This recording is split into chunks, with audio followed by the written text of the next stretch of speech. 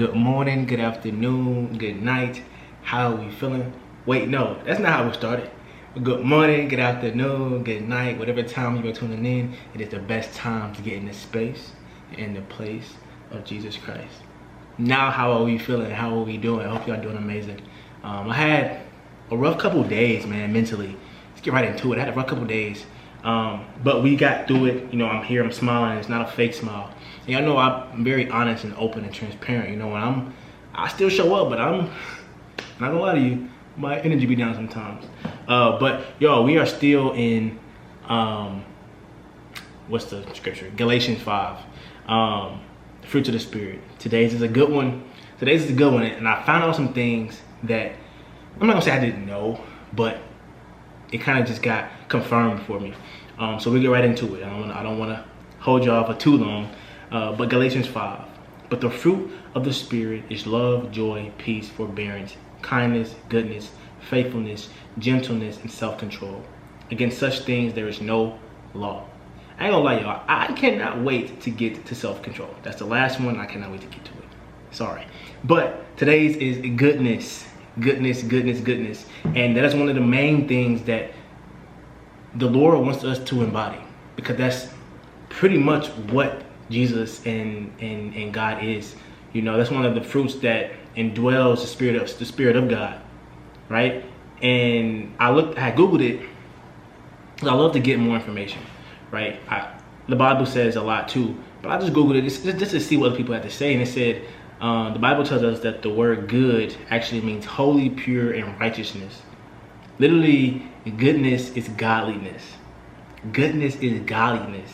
And it says in the Bible, goodness is often described as a characteristic of God that should be embodied by his followers. Goodness. You know, we always talk about we're made in the image of God, right? And for me, I believe that, but most times I don't feel that. You know, when it comes to my sin, you know, Jesus had zero sin, you know, but he died for us who has so much sin, you know, and sometimes we sin without caring. You know, but once you really start embodying Christ, you know, you're not just gonna not sin again, but it's that conviction, like, dang, I know I should have done. You know, you know where you should be going. You know what you should be doing.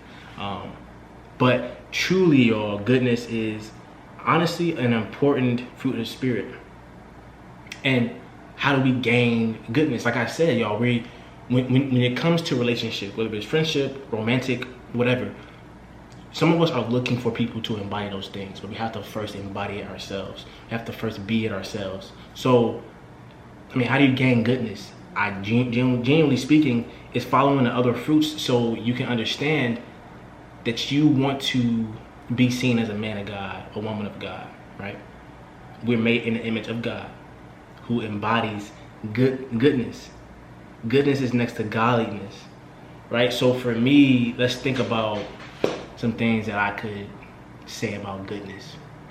I think truly, because I'm not gonna say I'm not pure, man, but you could be made new. You know, the old version of me, I wouldn't say had a lot of goodness in him. I mean, I'm still me. Right? God would say, you're still my child, you know, you're good.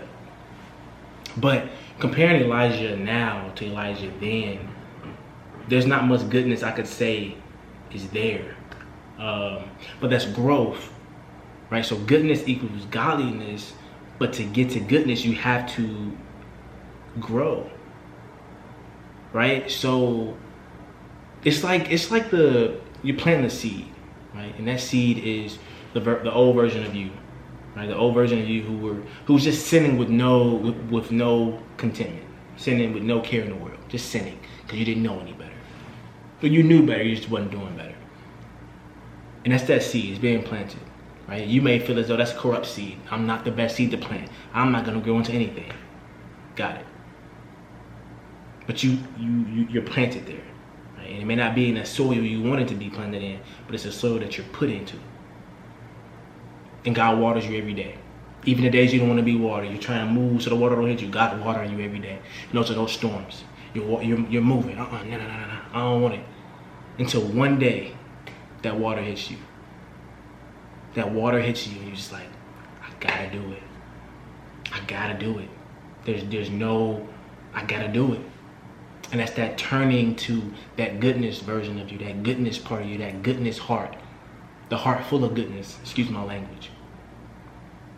And you start growing, right? And you could have been planted in concrete, you could have been planted in dirt, you could have been planted, under a store, I don't know. But you're gonna grow regardless, because it does not matter where you were planted. It matters who's watering you. You can grow anywhere. So right now you may be in that season where you're just growing. You may be a little bit out the ground, a little bit out wherever you're going from, but you're growing. Because you've always bared the goodness, you just needed to be watered. You was always being watered, you needed to stop running from it. I think I said on my run, I'm like, bro, I would rather run towards what God has for me than to run away from God. Than to run away from my problems that I know is gonna exalt me to where I need to be. I don't see my problems as my problems. I don't see them as that. I see them as new ways to grow, new ways to meet the better version of Elijah. I gotta do it. I gotta ignore those things and keep pushing forward. I have to. You have to. Embody goodness. Allow yourself to be watered so that goodness can come out. I think there's so much evil in this world that we're all trying to like, what do you call it? Fit in to the evilness, to the players, to the all that X, Y, and Z. There's no point of fitting in when you were called to stand out. And this whole time you feel, oh, no one ever notices me because you were called to stand out, but you're fitting in with everybody else who looks the same, acts the same, talk the same, dress the same. That's not you. And I get it, you gotta survive somehow. But let's try to survive in a righteous way. And I'm not judging you for who you are, I'm not doing anything. But God called you to stand out. God called you to use your voice. God called you to use your testimony that He's done for you. Right? But you're nervous and you're sitting back because you thinking about somebody gonna judge you for it. It's not about that. Because that person longer down the line gonna need that video that you posted. Gonna need that testimony that you shared. They're probably going through the exact same thing, but they cannot express themselves the way that you are able to express yourself because God told you it's you. It's you. I need you to do it. I need you to share what I've done for you. And when you keep your mouth shut, you're blocking someone else's blessing. And that's just not what we want to do. We don't want to block no one's blessing. We don't want to disobey God. Okay, so goodness is probably one of the most, all of these fruits of the spirits, all the fruits of the spirits are so important.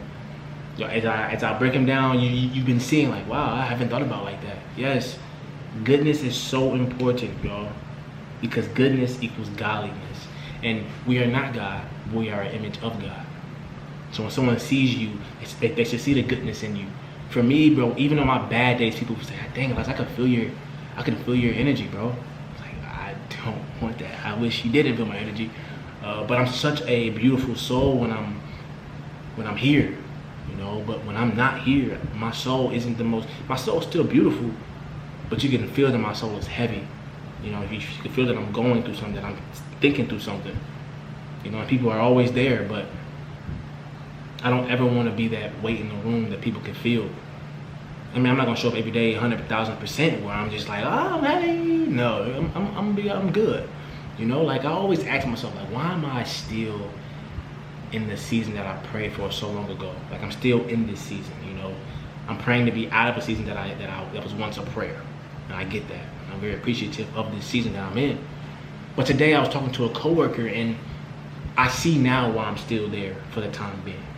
You know, a coworker just came out of nowhere and said, hey, I want to change, you know, but I messed up this is wrong with me, this is this. Start naming off all those things and say, I think I'm gonna change to this religion. I said, it's not about your religion. That's a man-made thing. Get your relationship right with God. That's all I'm gonna say. I said, I'm not trying to be this whole philosophical person, but he was just like, yeah, I need more structure. Listen, it's on you.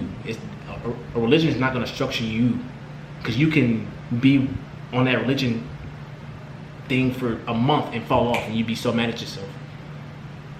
Let's not make these high expectations that you know we are human beings. Our promises are so liquid. Get yourself right with God, and there goes your routine. There goes your structure. But now I see why I'm still where I need to be, because I got to him. And I was just talking to him like, man, like, I struggle with this. I struggle with this. I have no shame. I'm not ashamed to ever say I struggle with something, or I once was addicted to something, or whatever. I'm not afraid. That's my testimony. And God has used me. He's got me out of those things to be able to testify to the ones who need testifying to. I'm no better than you. You are no better than me. But we all have different stories and different journeys where we can share that helps push someone in their spiritual journey with God.